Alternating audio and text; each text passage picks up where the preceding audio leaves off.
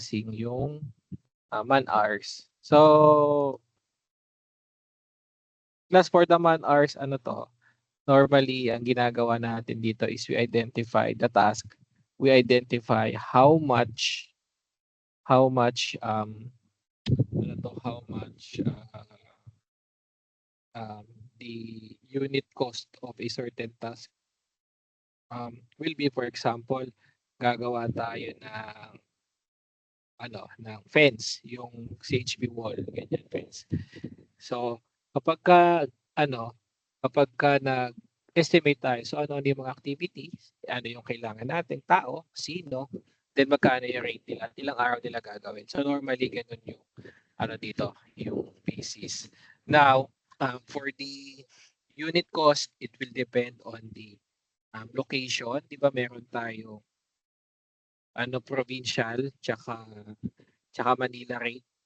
So I think hindi pa naisa sa batas yung standardized rate. Hopefully, siya maisa batas para equal or same lang yung amount of the salary kung saan ka man magtatrabaho. Okay. Teka. But before that, wait lang. I will show you something. Discuss lang natin very briefly yung mga contracts that might have an effect with the with the man hour. Open ko lang yung presentation ko for that.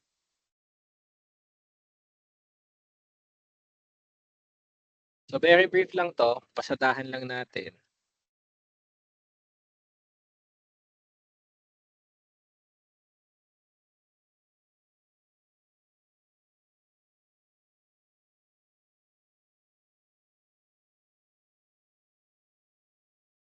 Share screen ulit ako. Okay. So basically, contracts. Okay, I think wala itong contract sa sa syllabus, pero I would like to discuss this because it has something to do with the costing later on na in-estimate natin. Depende kung ano yung kontratang papasukin natin, yun yung magiging basis natin for the costing. Okay, just a very brief introduction that a contract is an agreement, or construction contracts is an agreement with a person for carrying out of a construction operations, arranging for carrying out the construction operations by others, or by providing labor or labor of others to carry out construction operations. So basically, kapag may operate tayo as part of the construction, okay, so meron tayong kontrata. Whether ikaw yung GenCon, whether ikaw yung Subcon, whether kung yung contract mo is nakabase sa per hour, naka per lump sum, or naka per unit cost. So basically, yun yung magiging baseline kung magkano yung presyo ng ating project. Okay, so merong at least 5 types of contracts. Una yung lump sum, followed by time and material, unit price, guaranteed maximum price, saka cost plus. So normally, ang most common dito sa mga types of contracts, yung tatlo, lump sum, time and material, saka unit price. Siguro yun na lang muna yung i-discuss ko. Pag sinabi kasi nating lump sum, it is a fixed price for the entire project or phase na napag-agrihan ng both party. Kasi whenever we have a contract discussion or cost, parang yung pagpe-presyohan natin yung isang project, we normally prepare a proposal. Tapos sa proposal, indicated kung magkano yung project. So, yung total cost na nakalagay doon is a lump sum. Okay? So, sa end natin na tayo yung gumagawa ng proposal, kung paano natin na-come up yung lump sum, so yun yung i-discuss ko sa inyo later. Yung example on how we derive with the cost. Okay? Then, ang tawag namin doon kapag ginagawa namin siya sa industry is yung fee estimate.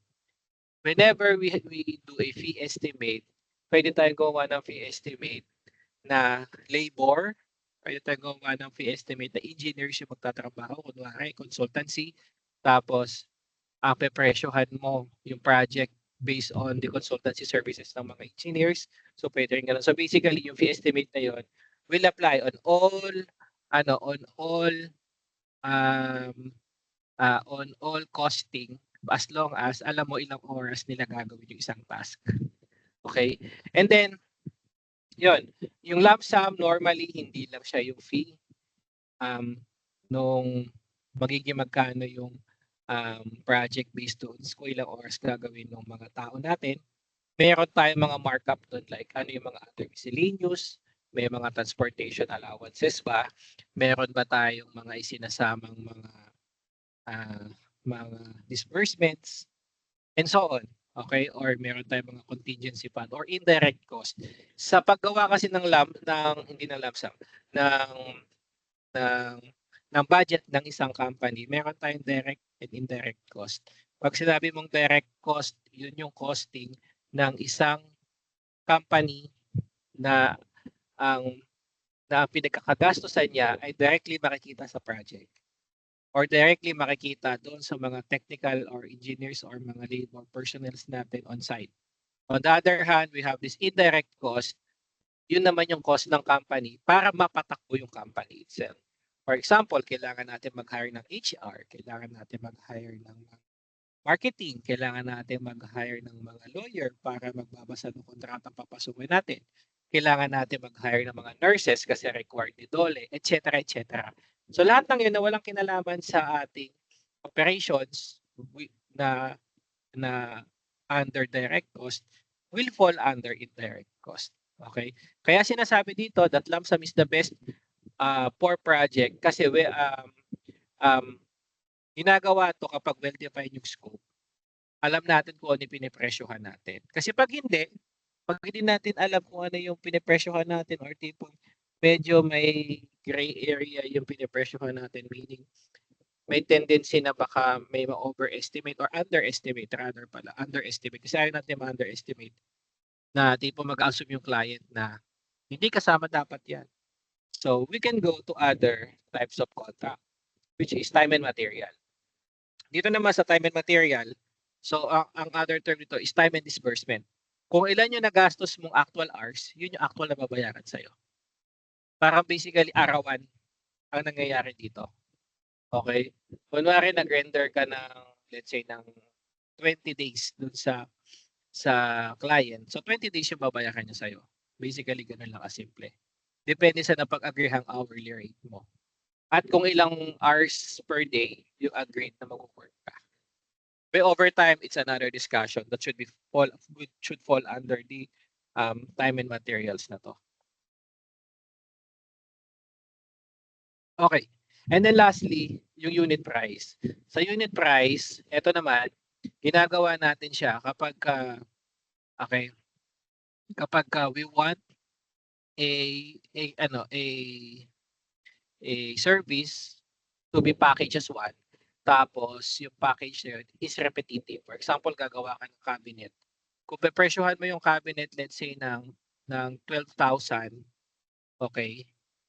Or sabihin natin 20,000, ando na yung kita mo, ando na yung all-in materials, all-in 12,000. Yung parang ang term nito is pakyaw. Pinapakyaw mo kung magkano yung services na yun na pwede mong gawin na repetitive. Kahit gaano mo siya katagal gawin, nakafix ka doon sa service na yon. Okay? So I think ano naman siya, clear siya. So ang i-discuss lang natin is yung isa lump sum, paano natin na-arrive using the fee estimate. Okay, so gagawa tayo ng scenario. Okay.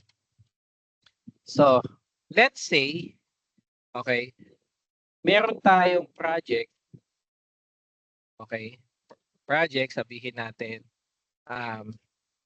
3-story. Tapos, dates, ang month natin dyan is, let's say, sabihin natin, from January to June. Plus, yung iba might have a different approach on how we estimate the dates. Pero this method that I will be presenting to you is another method. Ano naman siya, if you're going to use other method, sa P-estimate, same lang din naman yung kakalabasan or halos magkalapit. Kasi later nagdadagdag pa naman tayo ng additional cost doon sa ating total contract na i-discuss natin mamaya paano natin i-navigate yung pag-bargain ng cost natin sa client. Okay. So, ayan. And then sabihin natin, ikaw yung engineer, yung may-ari. Okay. Engineer, sabihin natin, isa ka lang. Tapos meron kang foreman na 2. Tapos meron kang mason, sabihin natin na 6. Kailangan mo ng helper na 6. Kunwari kayo yung gagawa ng Toy Story. Medyo madami na yan. Yung electrician, so later na lang muna siya. Yung scope lang muna na tatrabahuin nitong mga to. Electrician at saka mag-paint. Sabihin natin 3 story yung gagawin natin. Okay. And then, ang importante niya, kailangan makuha mo yung unit cost nila. Okay. For example, kung ang pasweldo mo sa foreman is let's say, kunwari ang pasweldo mo kay foreman ay 1,800 per day. Sabihin natin si mason ang pasweldo mo is 1,200. Si helper ang pasweldo mo ay 800. So medyo generous tayo dito, example. Okay. Now, whenever you calculate, class take note that you are a worker. Bilang engineer, magtatrabaho ka din. Hindi po pwede na yung ilalagay mong profit sa magiging total cost natin later on, yun ang kikitain mo. Malulugi ka. Mangyayari, gagamitin mo yung pera ng business mo to sustain your living or your livelihood. So, isa sa pinakamagandang gawin kapag gumagawa kayo ng estimate is presyohan mo din magkano yung per day mo. Isasama mo magkano yung sarili mo doon sa fee para pasusweldohin mo yung sarili mo. And at the same time, whatever na yung kikitain ng company na binubuo mo, sa company mo lang yun. Hindi tama sa iyo yung company, sa iyo din yung profit, pero pera yun ng company.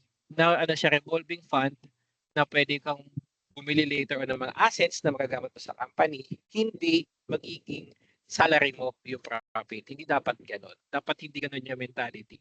So let's say, kung presyohan mo yung per day mo, sabihin natin 2,500 per day.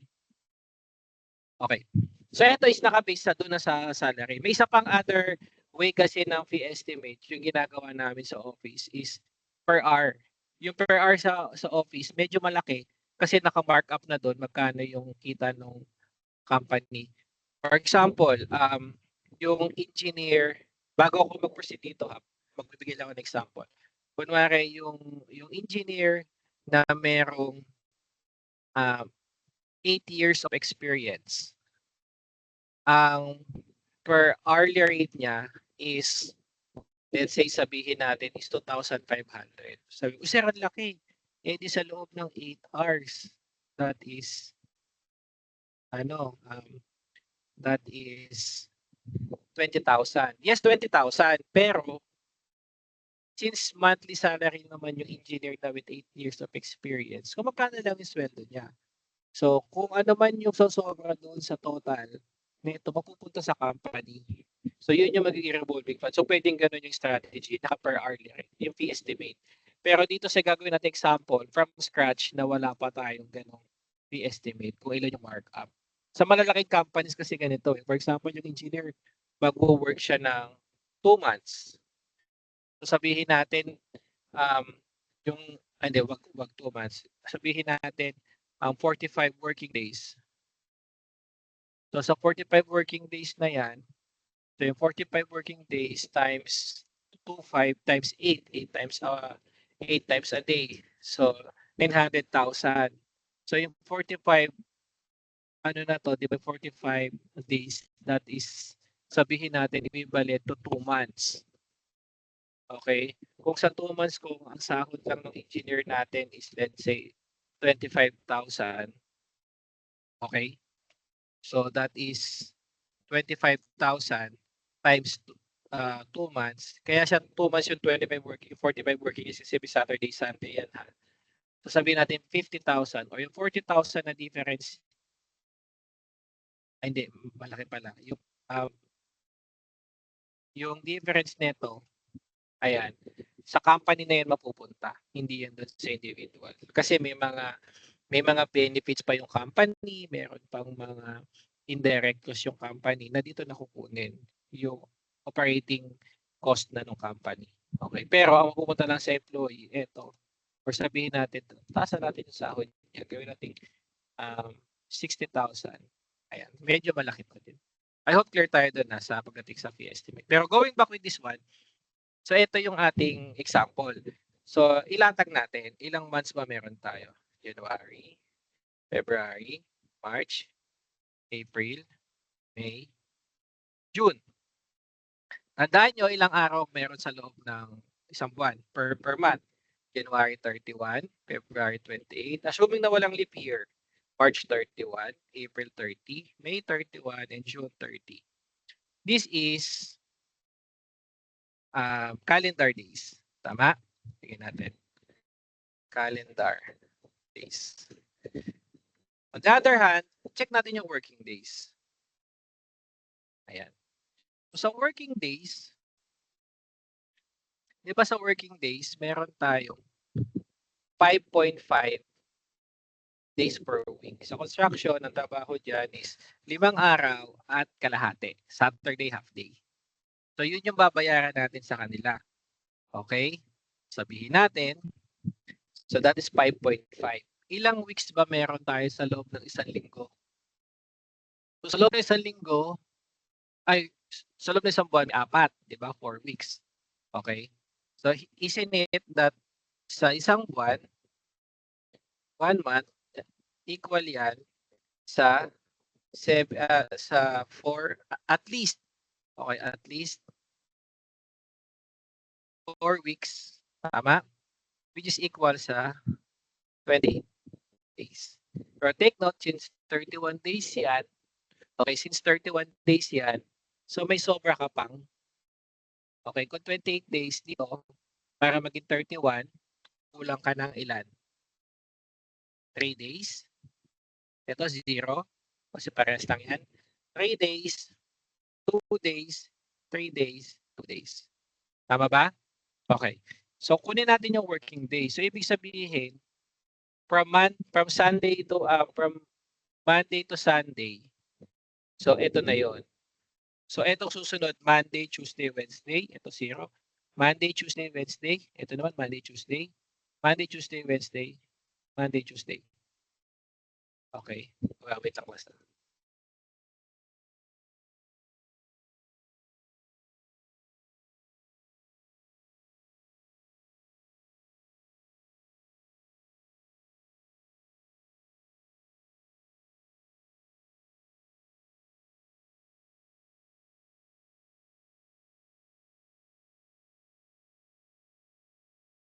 Okay. Continue. I hope class, malinaw ha? Kasi yung isang calendar days, ay yung isang week, 7 days. Tapos sa isang buwan, at least may 4 weeks, pero 28 days lang yun. So meron ka pang excess na less than a week. Ay, ito. Okay, so for the working days ng January, di ba that is 5.5 from Monday to Saturday times 4 weeks, okay? Plus, okay? Plus 3 days. So yung 3 days na yan, ipo-formula ko dito, which is in 31 days minus 28. Ayan. So, meron tayong 25 days. So, just to be to be clear, yung 5.5 times 4, that is 22 plus 3, 25. So, hihilahin ko to. Ayan. Ito, 5.5 times 4, ito, take to 22. Ito yung at least 4 weeks. So, yung 22 plus 0, that's 22. 22 plus 3, that's 25. 22 plus 2, that's 24. 22 plus 3, that's 25. And 22 plus 2, is 24. I hope clear tayo ng class na yung working days should definitely less than with the calendar days. Kasi may Sabado, Linggo, kalahati ng Sabado at Linggo na hindi na natin babayaran. Okay? Pag nag-31 days kayo or ito, lalaki yung fee nyo, baka hindi nyo mapanalunan yung project. Kapag ang ginamit nyo naman 28, 4 weeks lang or 22 days, so kulang ka ng 3 days, malulugi ka naman. Kailangan eksakto lang tayo. Okay. So in total, we have 145 working days. Okay? So kunin natin magkano per day yung magagastos natin sa pasahod. Okay. So meron kang isang engineer, ikaw yun, multiply mo sa 25,000 sa 25 per day. Ganon din dito si foreman, multiply mo sa 2 tao, ilahin ko na lang to. This is 36, 7,200, multiply lang natin yan. Tsaka 48,000. 4,800 which is 4,6 ano, ayan. So with that, lagay na natin dito total payroll in 6 months. So the total payroll in 6 months, so that will be etong, total pa lang muna natin to.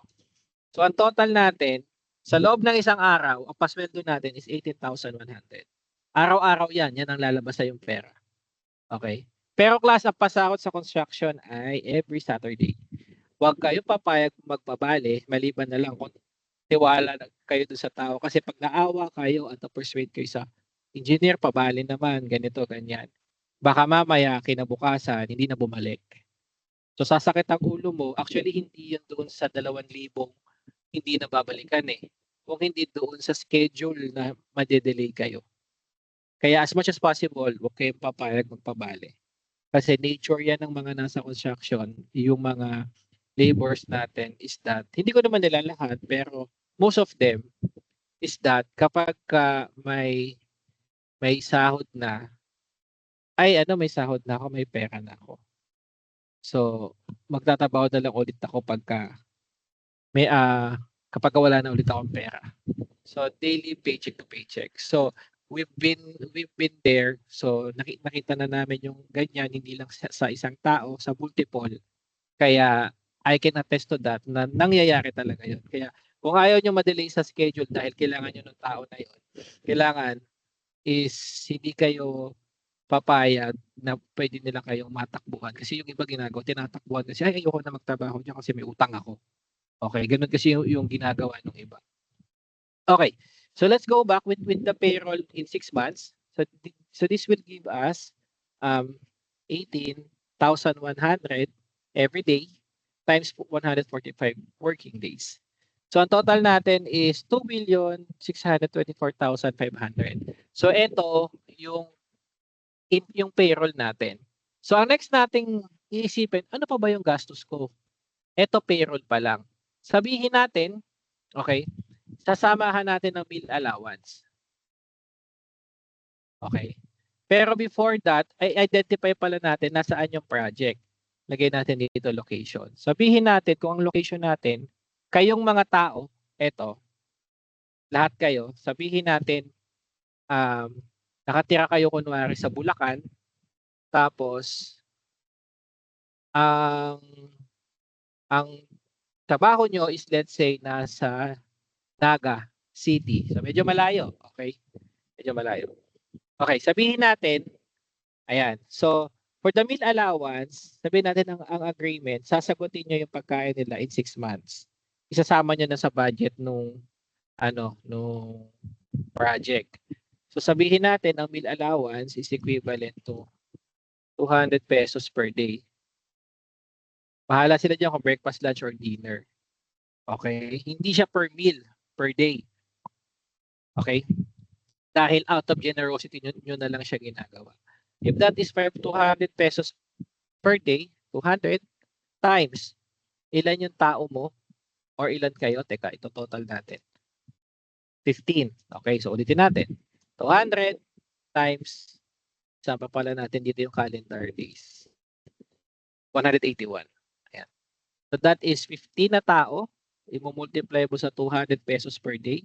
Multiply mo sa 181. days, calendar days. Hindi lang working days kasi kakain pa rin naman sila ng Sabado, Linggo kahit walang trabaho. So that is 543,000. So isip ka pa, ano pa ba yung gagastusin ko? So sabihin natin transpo. Sa transpo, wala kayong vacation.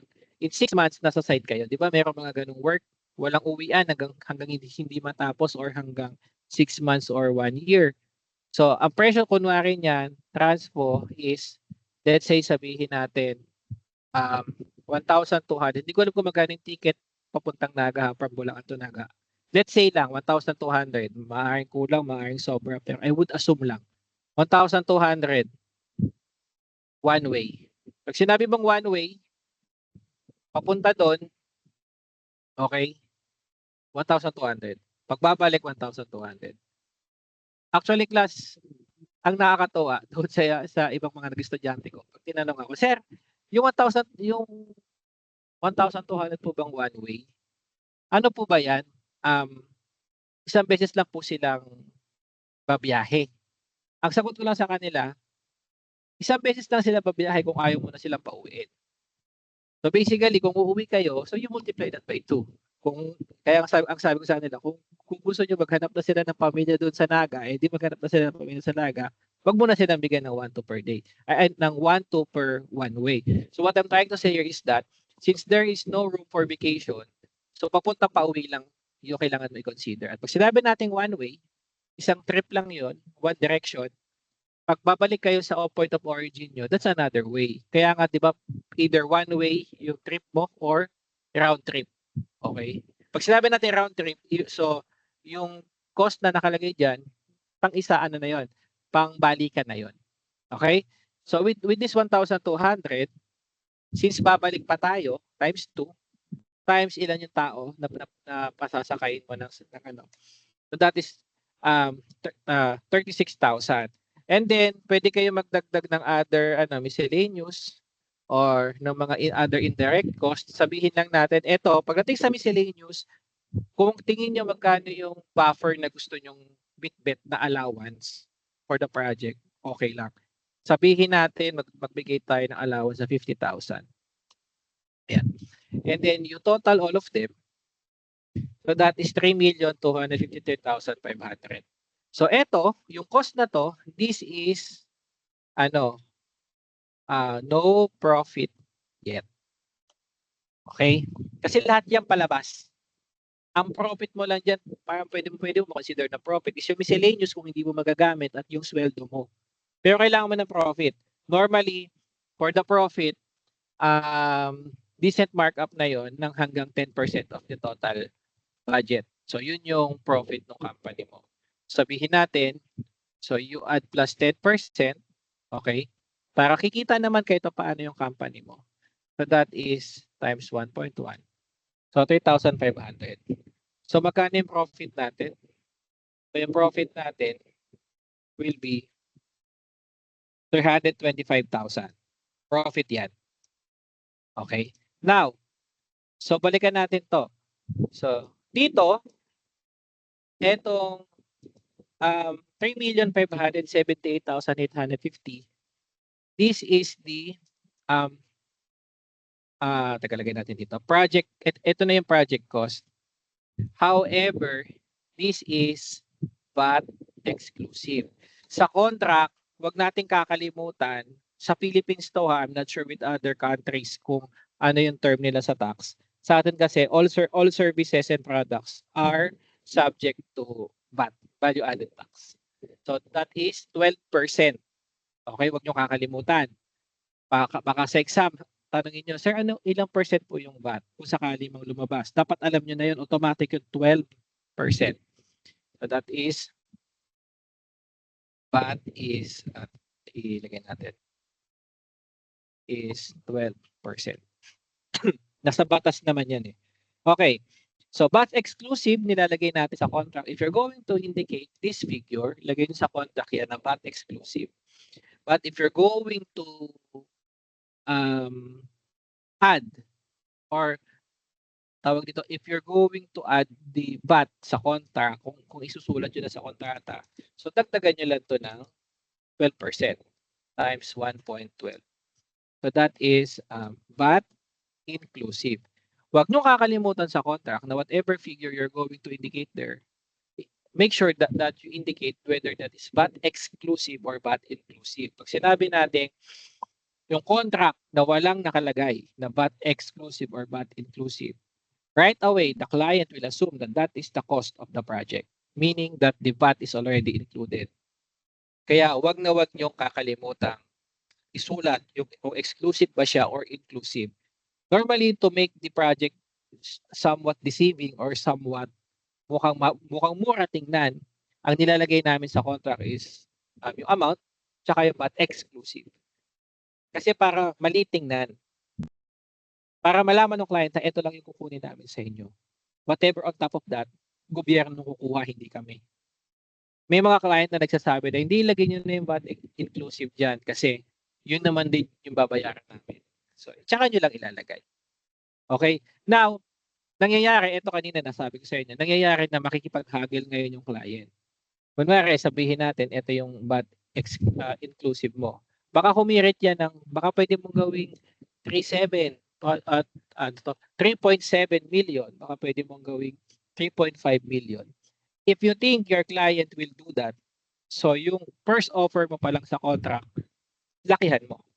Okay? For example, kung ito, ayaw kong bumaba, let's say etong 8,312, kaya kong patawarin tong 8,000 pesos na to. Gusto ko mag-close kami ng 4 million. Di sabihin ko sa kanya, yung project is 4.25 million. Okay? Now, tatawa dyan. Baka pwedeng na lang yan, 4 million. Or baka pwedeng ganito, ganyan. So hanggang pwede kayo mag-negotiate dun sa amount na tingin mong acceptable mo. Take note class, as part of the negotiation, always offer the amount above your lowest acceptable amount. For example, kung ang kaya mong sigurain, ang kaya mong tanggaping amount is 4 million, huwag kang magbibigay ng 4 million kasi hihirit ng tawad yan. So kaya maganda, mag-offer ka ng mas malaki para doon kayo mapupunta sa comfortable offer na kaya mong ibigay. Ganon din class kapag nag-a-ask kayo ng salary sa company later on. I know probably 1 to 2 years from now mag-apply na kayo ng trabaho. So one of the negotiations na gagawin is that pag nagbigay kayo, huwag kayo magbibigay ng range. Let's say, ang asking ko po is 25,000 to 30,000. Upright, ang bibigay sa'yo 20,000. Ito, 20,000 lang kaya namin. Dahil yon sabi, nagbibigay ka ng amount na ito yung gusto mo, naka-range ka. So, tatanggap ka pala ng 25. Teka, subukan natin, baka pwede kami mapapag-meet halfway. So, babaratin ka nila. So what you need to do is to give your maximum offer. Na tingin mo, word mo, tingin mo, hindi mahal yung services mo. Tapos, always go doon sa amount. Kapag tumawad, sa amount na acceptable mo at kaya mong tanggapin. Okay. At the end of the day, hindi naman nila ipipilit. Same goes with this construction man-hours estimate. Hindi naman nila ipipilit kung ayaw mo ng below 4 million at ang gusto mo tapos ang gusto nila is 3.5 million. So basically, always go again for the higher amount. Okay? Ayun. I think yun lang. With this one pala, this item. So meron pang mga other factors na hindi pa na-consider, pero this is just for the man-hours. Bago tayo mag-arrive doon sa VAT, dinadagdag pa natin dyan yung cost ng materials, equipment. So dadagdag lang dito hanggang sa makapag-come up ka ng total cost na lalagyan mo ng VAT exclusive at inclusive later on. Okay, normally ang cost ng man-hours is almost equal or yung cost ng man-hours is 40 to 50% of the total cost of the project. Okay, kung meron kang 10 million, normally 4 million doon labor, tapos at least 50% of that would go to materials. Okay? So, yun yung normal range niya. Kaya kung makakapag-estimate kayo later on, kunwari may project kayo nang wala pa kayong cost ng bahay, based sa man-hours, materials pa lang, kapag may cost na kayo sa materials, let's say nakapag-arrive kayo sa 2 million, so definitely yung project mo will shoot up at least 4 million. Kasi nga, may papasweldohin ka pang mga tao. I hope clear tayo dun, class. I think with that, yun lang yung yun lang yung i-discuss ko for today. Okay, do you have any question regarding this topic, class?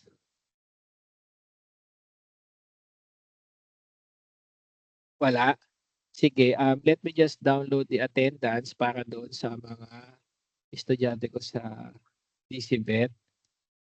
Okay, if there are any other students na na na nagsi-sit in, so hindi naman siya required.